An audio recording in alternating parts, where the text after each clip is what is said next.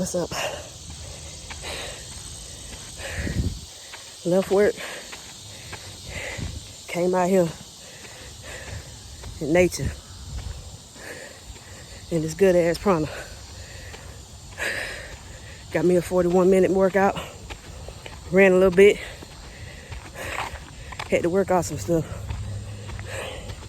Cause day 5 and 6, I didn't eat good. And by not eating good, I ate meat. So I had to come out here and push it so I can burn calories while I sleep. And I ain't gonna lie, this is still day 6. I still got craving for some chicken. But this is real life.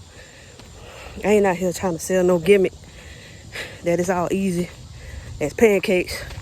Even though somebody always destroy them, don't they? People can't make no fluffy pancakes.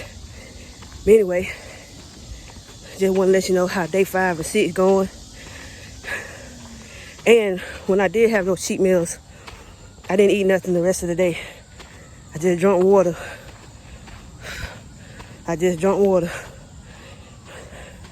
So it didn't take me down the rabbit hole. So, hey, we got control. We could do it if we put our mind to it. Peace and blessings.